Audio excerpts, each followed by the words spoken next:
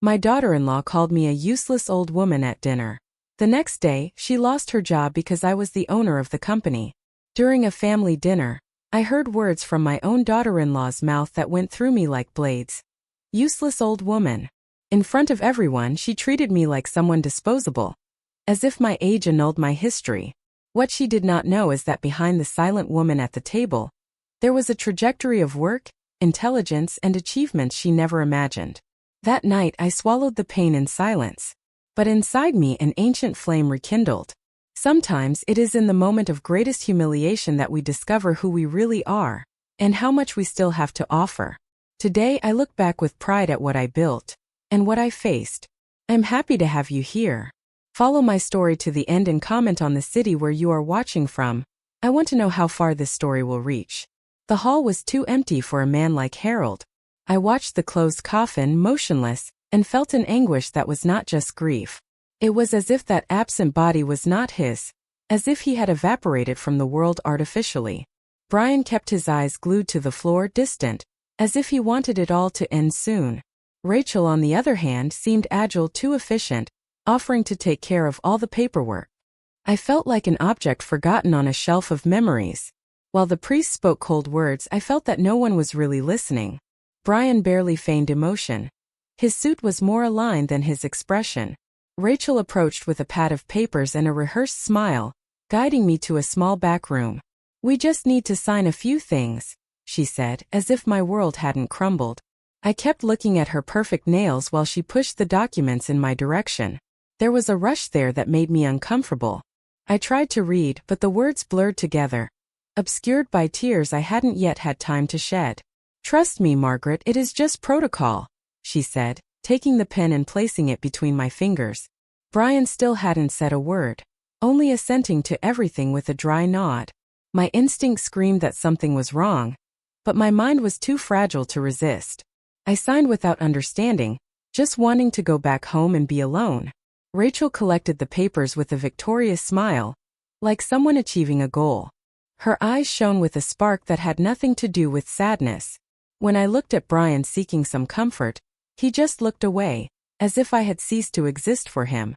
I felt invisible, an obstacle they barely tolerated. And for an instant I wished Harold were really there by my side, saying everything was going to be okay. She holds my documents too quickly. The return home was silent. Upon entering, I felt the weight of absence in every corner.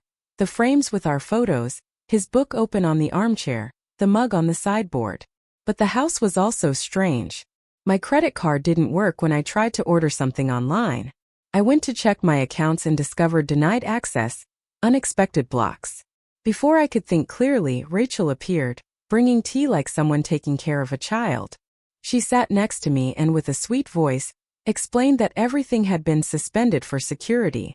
The expression she used went through me like an invisible knife. "It is just until you recover," she said. "You don't need to worry about these things anymore." As if I were incapable. As if suddenly I had stopped being the woman who took care of everything my whole life. I felt a dull anger mixed with fear. I tried to argue, but she interrupted me, smiling. "Brian is resolving everything with the lawyer." Her tone was that of someone who had already decided for me. I stood up, stumbling, trying to lean on Harold's old desk. The back of the drawer, where he always hid important documents, was empty. Something inside me screamed that I was being erased little by little, that my existence was being edited by hands that pretended to care for me. In the mirror, my reflection seemed smaller, more fragile. But inside me a discomfort grew, as if my grief had been used as a curtain for something much darker. I went to the bedroom, closed the door, and sat on the edge of the bed. I was tired, disoriented, and yet something in me refused to give in. Because deep down, I knew this story was not being told the right way. "You don't need to worry about these things anymore." The phone rang when the sun had already set. I answered with trembling hands, expecting to hear some condolence. But on the other side, a grave and urgent voice said only, "He did this for you." My heart raced, my breathing became short. "Who is this?" I asked. "I cannot say right now, but you need to know, Harold did this for you. But you cannot tell anyone yet." It was Thomas, his boss. The words echoed like an earthquake inside me. The line went dead before I could ask more. I ran to the armchair where Harold used to read, trying to understand. Did this for me? What? Fake his own death? Why? My head was spinning. Everything that seemed absurd that week, the empty funeral, the bank blocks, Rachel's rush, began to fit together like pieces of a frightening puzzle. I felt the blood drain from my hands. If that was true, it meant I was being used. That my own son had turned against me. But why didn't Harold come to me? Why this silence? Was he in danger? Or was I? I closed my eyes, trying to remember the last look we exchanged. Was it a farewell, or was it a warning? And then a certainty went through me like lightning. Harold is alive. The next afternoon, I took a taxi to the address Thomas left in an anonymous note. It was a secluded restaurant where no one would recognize us. My heart beat so loud I feared being heard from a distance. He was already waiting for me at a discreet table in the back, with a leather briefcase at hand. When I approached, he stood up and held my hands like someone holding a truth. Without saying anything, Thomas opened the briefcase and took out a brown envelope. Inside there was a single photo. Harold, wearing dark glasses, sitting on a park bench, alive. My body gave way for a second, and the tears came with force. He was there, not in a coffin but breathing. "He is hidden, Margaret, but he is close," said Thomas. "And he is still fighting for both of you." The image of him brought me relief and anger at the same time. How could he leave me at that empty funeral? How did he allow me to be treated like a burden? Thomas noticed my conflict and said, "He wanted to spare you from the worst." I sat down, trying to calm myself. The restaurant spun in slow motion around me. "The worst is yet to come, isn't it?" I asked. And Thomas just nodded. He handed me the phone. "Memorize this number. Use it only as a last resort. And never let Rachel or Brian know that we met." I took the paper with trembling fingers, knowing that from that moment on I was entering a new world, where danger was real and trust was rare. "He is hidden but close." Thomas ordered coffee and began to tell me what he knew. He said that, weeks before dying, Harold had discovered suspicious movements in joint accounts, altered signatures, and investments withdrawn without explanation. When he tried to confront Brian, he was surprised with subtle threats and recorded phone calls. Thomas, a trusted friend and boss, was the only person Harold told everything to. He realized they were trying to isolate him, and that you would be the next. I remained silent, feeling my throat close. My son. My own son had plotted against us? I wanted to doubt, but the last few days left no room for illusions. "Harold knew he needed to get out of the way to protect you," continued Thomas, "and the plan would only work if everyone believed he was dead." I stood up, disturbed. "But why? Why make me suffer like this?" Thomas replied firmly. "Because you were still at risk, and he needed to buy you time." The words hit deep. I thought I had lost everything, but I was just at the beginning of a battle for the truth, for justice, for myself. "Your son is not who you think." I returned home with Thomas's folder and spent hours rummaging through old papers, trying to find something that confirmed everything. And then, hidden in an old binder, I found copies of documents I swore I had never signed. One of them, an authorization for the transfer of assets. Another, a power of attorney with my forged signature. My handwriting, or something very similar to it. The indignation was immediate. All that theater of Rachel's about my security now made sense. They were pushing me toward invalidity to take everything. And I almost let them. The fear I felt gave way to fury. Because I was not weak. I was being manipulated. I picked up the phone and wrote Thomas's number on a separate piece of paper. I would have to act with caution, but I would act. I closed the folder, took a deep breath, and faced the mirror with a different posture. Margaret Lane would not be erased. What Harold tried to avoid, I would face with my head held high. Because now I knew what was at stake. And who my enemies were. They want to take everything from me. Brian called me in a feigned gentle tone, inviting me to a family meeting. That was what he called the ambushes. I accepted, keeping my voice steady, but inside my whole body screamed. When I arrived, the house was too tidy, as if they were staging a play. Rachel received me smiling with a cup of tea I hadn't asked for. I sat down with the care of someone who knows that every word can be a trap. Brian began to speak as if reading a script. He said they were worried about me, that I had been very lonely, that perhaps it was time to take some measures for my own good. Rachel, leaning back in the chair with her hands crossed, nodded in silence. "We thought of something that will help you a lot," she said. I said nothing, just observed. I knew that deep down that was not an offer. It was a sentence about to be signed. "We found an excellent clinic," Brian continued, as if speaking of hospitalization were a blessing. My heart accelerated, but I kept my face serene. "You don't need to decide now," he said. "But we want to take care of you, Mom."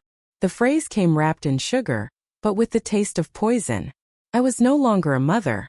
To them, I was an obstacle, a pending signature, a soul that was too much work. "Let us take care of you, Mom." Before I could answer, the doorbell rang. Rachel stepped forward, visibly irritated by the interruption. When the door opened, a woman entered with a firm posture and an analytical look. "I am Alma Rhodes," she said, handing over a card. "Private detective." Rachel took a step back. Brian went pale. "I am here at the request of Thomas Whitaker." I felt a spark of hope light up in my chest. Finally, I had someone by my side. Alma looked at me calmly, like someone studying a valuable piece. She asked for permission to sit and said bluntly, "I receive very worrying documents." Brian tried to interrupt, but she cut him off with a firm gesture.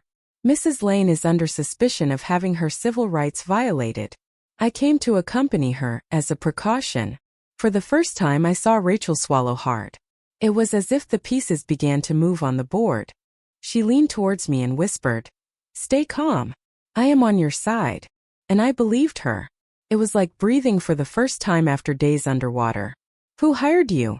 asked Brian, trying to regain control. "An old friend of the family," she said. And then she completed, looking straight at me, as if giving me a silent warning. "She does not trust any of them." I let them continue talking, feigning passive agreement. Rachel brought papers again, saying they were just authorizations for temporary management of assets. I took the documents, opened my purse slowly, and positioned the small recorder under the table. I was no longer the helpless widow. I was a woman about to get evidence. While they spoke, every sentence was recorded. Brian began to justify the rush with terms like cognitive decline and legal risk. Rachel mentioned a medical evaluation that had already been arranged. Everything seemed orchestrated a long time ago. But the most shocking moment came when Brian commented casually, "Dr. Beach has already issued the report." My blood ran cold. Who was this doctor? And how had they already obtained a diagnosis without my presence? Alma wrote down the name discreetly. My eyes met hers for an instant. We were in the same game. Only now I was no longer a piece being moved. I was the player. I left that house with trembling hands, but with a clarity I hadn't had for weeks. They were trying to erase me, but I had a voice, and it was recorded. They mention a certain Dr. Beach. The next day, Alma and I met in front of a discreet clinic, with a neutral facade and a generic name. She had made an appointment pretending to be a daughter worried about her mother. We used fake names and dressed simply, so as not to draw attention. Upon entering, we were greeted by a smiling attendant, who handed us a registration form. While Alma filled it out, my eyes scanned the walls, shelves, files. After a few minutes of simulated conversation with a clinician, Alma asked to use the bathroom.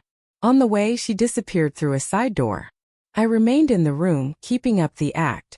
When she returned, she was carrying something hidden in her purse. We waited until we were alone in the car to open it. It was a printed copy of a medical record. At the top, my full name, and just below, signs of progressive dementia. The phrase hit me like a punch. This was what they planned to use against me. A lie with the appearance of a diagnosis. "They created a report before even consulting you," said Alma. I leaned back on the car seat, trying not to cry. It wasn't just a fraud. It was a sentence of invisibility. An attempt to silence my story, my rights, my identity. Declaration of dementia? We returned to the clinic 2 days later. This time, Alma asked to speak with Dr. Beach directly, saying she wanted to meet the technical manager before admitting her mother. He received us with forced cordiality, in an office that was too impeccable. Alma went straight to the point. "I received a report about my mother without an in-person consultation. How is this possible?" Beach tried to dodge the question, He said he received consistent family information. When Alma pressed him, his mask began to slip. I know Mrs. Rachel Lane, he admitted. She paid me to speed up the process. Alma slowly raised the pocket recorder still on. His silence was the final confirmation. I gripped the arm of the chair tightly, feeling heat rise through my body. That is illegal, said Alma. And now we have proof. Beach answered nothing. He just lowered his eyes. I have everything recorded. We returned home in silence, but with eyes full of purpose. Alma spread the papers on the table next to the audio. We have enough to turn the game around, she said. But we need to be strategic. We decided to plan a trap. Bring Brian and Rachel together. Make them compromise themselves even more. And at the right moment reveal everything. Every word, every signature, every lie. It was dangerous. But it was also the only way to free my story from the prison they built around me. The report, the account freezing, the empty funeral, now everything made sense. They wanted to declare me incapable to erase my existence in silence. But I would not be silenced. Not anymore. Alma looked at me firmly. Let's bring him back. And I knew exactly who. Let's bring him back. I went to the meeting with Rachel using the gray dress she said was so neutral and discreet. I also wore a rehearsed fragility, hunched over, silent, as if I were about to give in. She received me with a calculated smile, leading me to the living room. Brian was already there, documents ready, pens on the table.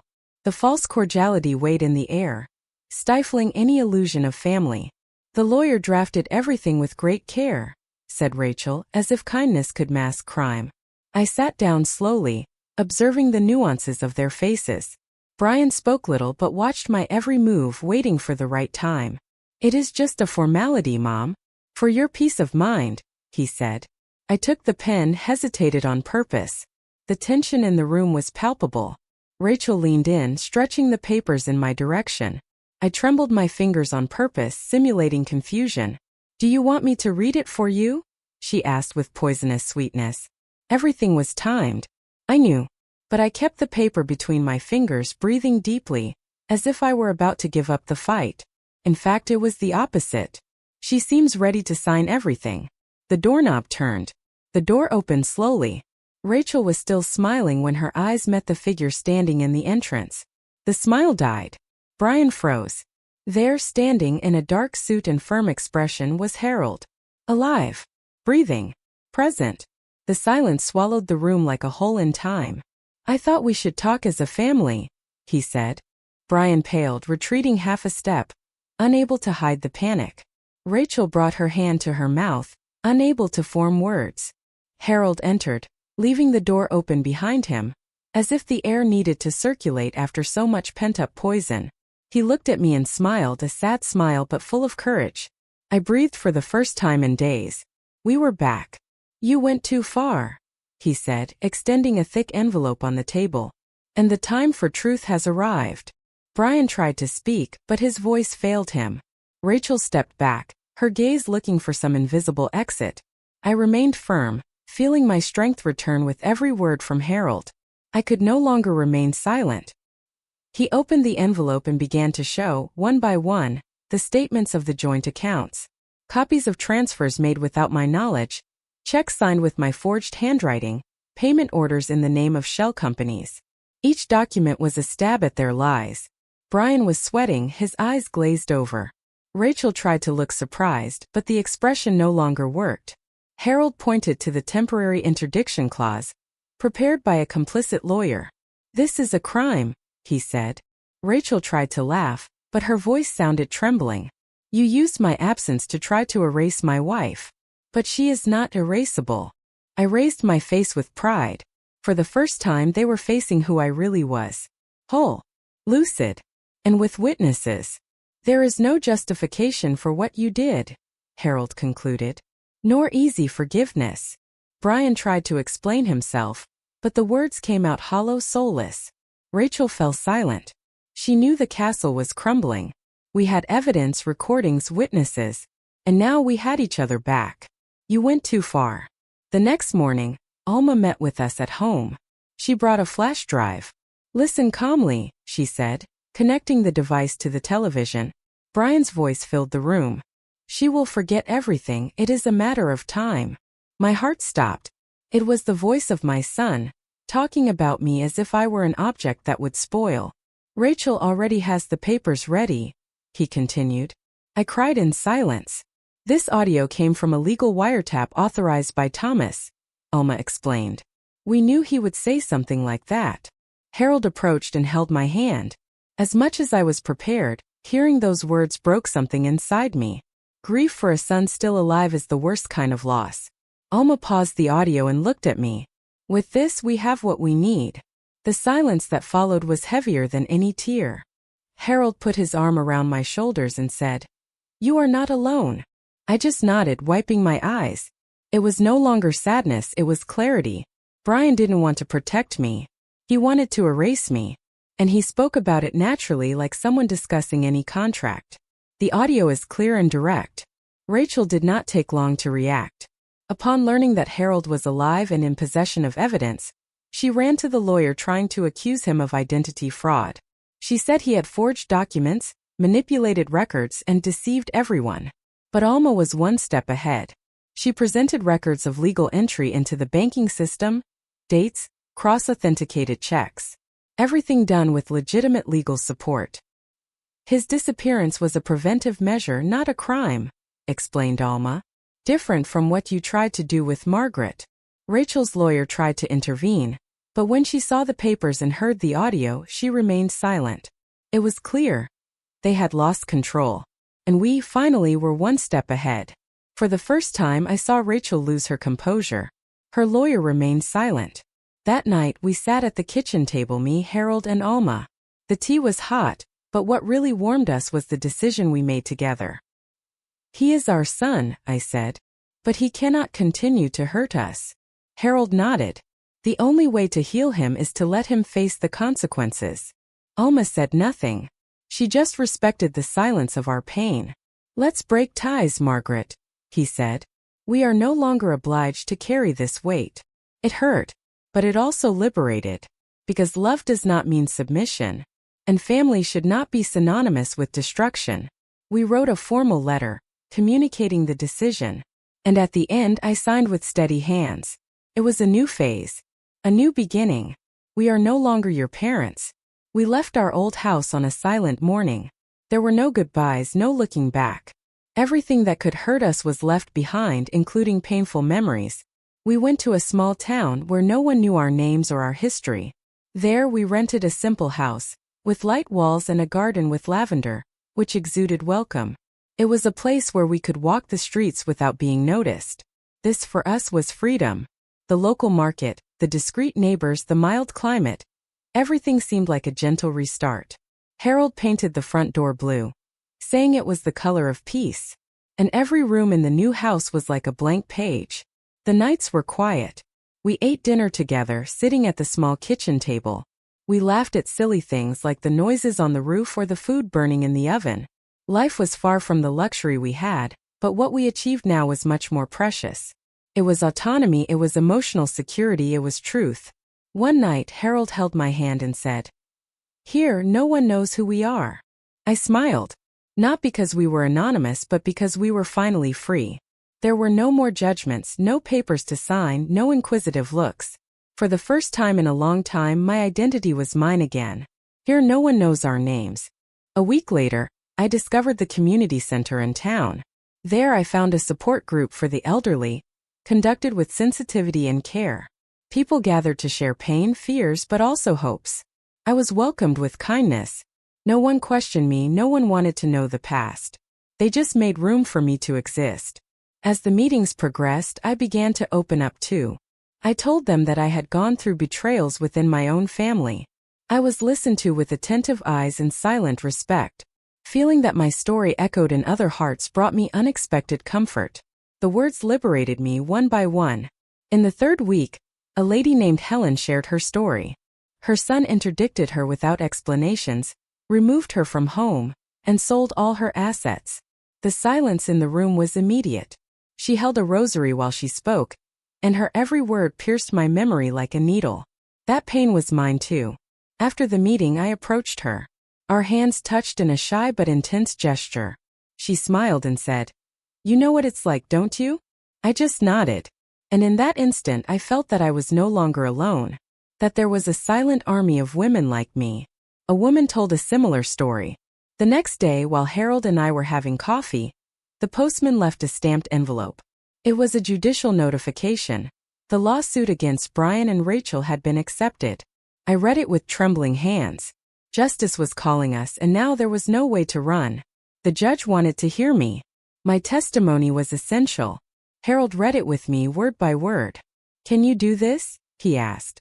I stayed silent for a few seconds, feeling the weight of everything I had lived. Then I answered, "Not only can I need to." It was time to turn pain into truth. Justice was no longer a hope. It was a path. "The judge wants to hear you, Margaret." The night before the court hearing, I couldn't sleep. I sat on the porch, listening to the crickets and feeling the fresh air of the new town. I thought about everything. Harold's funeral, Brian's coldness, the papers Rachel made me sign. And I also thought about the nights I felt alone, almost invisible. But there was another side to that memory. Thomas's first call. Harold's appearance. Elma's courage. I was no longer the woman who signed papers without reading. Now I was a voice. I was presence. I closed my eyes and said a prayer. Not to win, but not to retreat. I needed to be whole, but also remember her strength. I arrived at the court with slow steps, but head held high. The environment was cold, the wooden benches hard. I sat next to Harold, who held my hand firmly. The judge called me and I stood up.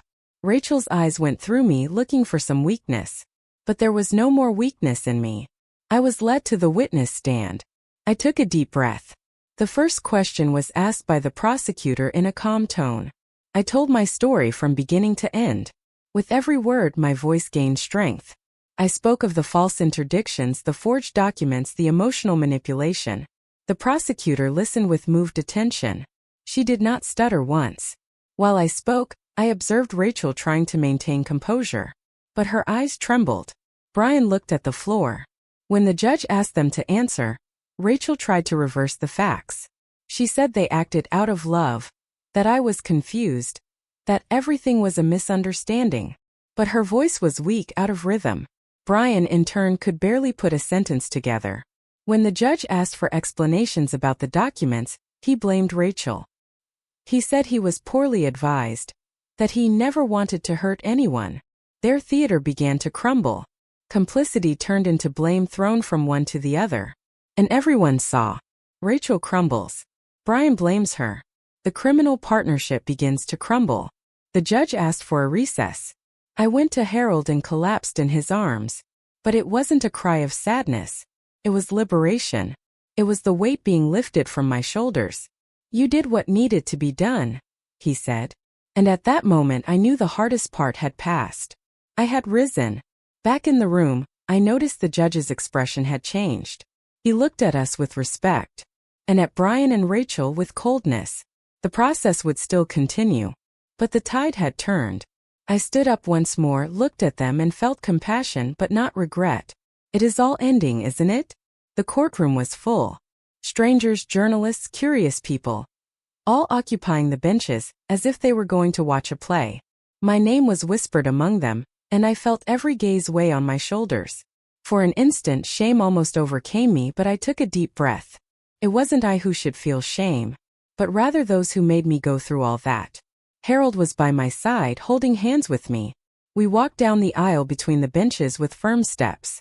Brian and Rachel were on the opposite bench, pale, restless, far from the arrogance of other times.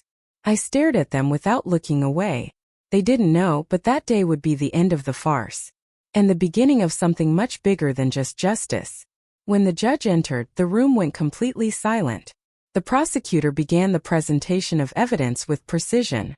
The bank statements appeared first, followed by the documents with my forged signature. Then Dr. Beach's fraudulent reports. And finally Brian's audio saying that she will forget everything. The judge's face hardened with each new piece. I was called to testify. I stood up with my heart beating fast, but my voice did not fail. I told my story from start to finish, without crying, without hesitation. When I finished, I looked Brian in the eyes and said, You tried to erase me. But I survived you. The judge stands up with teary eyes. The prosecutor continued her work with mastery. She showed the transfers made during the grief period, the rental of a nursing home without my authorization, the interdiction contracts ready before the medical report. Each document was one more step in the collapse of the lie. Rachel began to tremble, and Brian no longer looked at anyone. The defense tried to argue but stumbled over their own words. They said it was precaution, concern for my health. But the prosecutor countered with the recordings, the documents, the dates. Nothing supported their version. And the court seemed to feel the same weight I carried for so long. The atmosphere became tense when a forensic handwriting specialist presented the comparative report between my true signature and the forged one. There is no doubt, he said. It was forged with the intent of fraud. I saw Rachel clench her fists, and Brian lean back in his chair, as if he wanted to disappear. The weight of the truth crushed them. Then Alma was called. With her calm presence, she explained the entire timeline of the investigation. She presented dates, recordings, reports, and Thomas's testimony. It was impossible to refute. Alma finished every sentence firmly, like someone closing doors behind her. I saw the judge write down every point with attention. Everyone will know the truth. The sentence was read solemnly. Both were found guilty of forgery of documents, financial abuse against the elderly, and attempted fraudulent interdiction. The conviction included 5 years in prison, loss of civil rights for 10 years, and obligation of financial reimbursement. No one celebrated. But the silence that followed was louder than any celebration.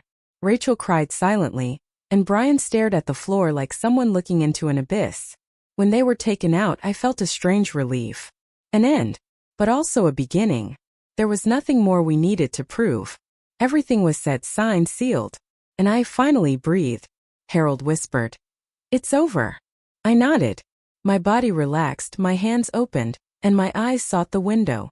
The light passed through the stained glass like a silent blessing. Nothing would change what we lost. But at least we had prevented them from destroying more. I allowed myself a discreet smile. A simple gesture, but one that announced a deep liberation. Margaret smiles for the first time in months. We returned home at dusk. The sky was orange, and the world seemed to have stopped to watch us pass. We entered in silence, not out of sadness but out of peace. Reorganizing the house was like reorganizing my soul. We put the lawsuit papers in a box and buried the memories deep in the closet. We redecorated everything with lightness. Harold made sure to keep the armchair in the same place as before, with the blanket folded over the arm. It was his reading corner, his silent throne. I put new flowers in the window and removed heavy curtains, letting the light enter freely. Every redone detail was a symbol of regained freedom. In the following days, I went back to writing. I started with loose sentences, then whole pages. I decided to send a letter to the support group that had welcomed me before. In it, I told everything, the plan, the pain, the struggle, the victory. Not to show off, but to show that it is possible to survive what seems invincible. I ended the letter with a promise. If you are reading this and think there is no way out, remember, I thought so too. But I resisted. And you can too. I felt that those words were not just for other women, they were for me too. They closed a cycle of silence. I want other women to know that it is possible. That week, I received several replies to the letter. Women told their stories, shared their struggles, thanked me for the courage. Every envelope that arrived made me realize that my pain had turned into a tool for reconstruction. One day the phone rang. The voice on the other side was weak but determined. "I read your letter. I am trapped in my grandson's house. He controls me, prevents me from going out. Can you help me?" That question echoed in me with the force of thunder. I wrote down her name, phone number, address. I set up a meeting for the next day. Harold watched in silence, his eyes shining with pride. I began to gather contacts. Lawyers, social workers, volunteers. I reactivated conversations with the support group. I used my story as an argument to get help for other women. And every step I took, it was as if I cleaned one more piece of my own history. I was no longer a victim. I was a bridge. The night before the meeting, I prayed once more. Not for protection, but for wisdom. I wanted to know how to listen, guide, welcome. That lady would be just the first. I felt it. Something inside me already understood that that mission was not fleeting. It was the reason for everything I endured. Harold's chair is in the same place. The next morning before leaving, I left a note on the table. I return with more than hope. I return with an ally. Harold smiled as he read it. When I arrived at the meeting point, there she was. Fragile, yes, but with the eyes of someone who still wanted to live. We hugged like old acquaintances. Pain made us intimate. Helping her was just the beginning. In weeks others came. Women with similar stories, with equal fears, with courage hidden under fear. Together we formed a circle of resistance. And it all started with a story that almost silenced me. I looked back and everything made sense now. Now I know what my new role is. It all started with a letter. A woman on the other end of the line asked for help. That call reminded me that my story could not end with me. I needed to do something bigger, something that touched other lives. With Harold's support and the courage that only pain can give, I founded a shelter. The space was small, but full of big intentions. An old house in the city center with light walls and open windows. There I wanted women like me to feel seen, heard, and welcomed. Not with pity but with respect. With the certainty that there was still life ahead. I painted the walls with soft colors, placed flowers in the corners, and left the door always open. We gave priority to elderly women in situations of abuse, those who, like me, were silenced inside their own homes. In every corner there was a piece of my story and an invitation to rebuilding. When the sign was fixed to the front, I cried. Not out of sadness but out of recognition. Because that place was proof that pain, when embraced, turns into purpose. It was more than a center, it was a collective new beginning. The name on the front. Lane House. It did not take long for other women to approach, not as patients but as volunteers. Each one brought her scars and with them her strength. We formed a team united by what we endured and by what we still dreamed of changing. Over time we began to offer workshops, conversation circles, and legal support. It was at one of these meetings that I saw Thomas enter, discreet as always. He hugged me tightly in silence, then smiled with teary eyes. He said that Harold had told him everything and that he wanted to help. Days later, a generous amount was donated by his company, enough for us to expand the space. With the donation, we built a new wing with dormitories, consultation rooms, and a small garden. It was like seeing a dream take shape. The women who before came with fear now walked down the hallway with their heads held high. It was more than shelter. It was dignity restored. On a calm afternoon, we sat on the porch of the house, watching the new arrivals. I felt that that was the place where everything should have started. Thomas held my hand, squeezed it affectionately, and said with a firm but emotional voice, "Proud of you." Now on quiet mornings I like to sit near the office window and watch the movement in the garden. I see women smiling, talking, walking with more confident steps. They do not know it, but each of them heals me a little more. What was pain became a bridge. What was grief became a mission. Harold walks by me with a tea tray, always attentive. He understands that my silence, in these moments, is gratitude. It is no longer suffering that I carry, it is transformed memory. I am not the woman I was before everything, but I am someone who has found herself again. Sometimes I think about the past, about Rachel, about Brian, about the dark nights. But those memories do not haunt me anymore. They guide me like lighthouses. They show where I came from and why I cannot stop. Justice was served, but my true victory was rebuilding myself. I close my eyes, take a deep breath, and allow myself to smile. Because I know that the woman who was almost silenced today gives a voice to so many others. And this, more than any sentence, is what saves me every day. She smiles. I have come back to life.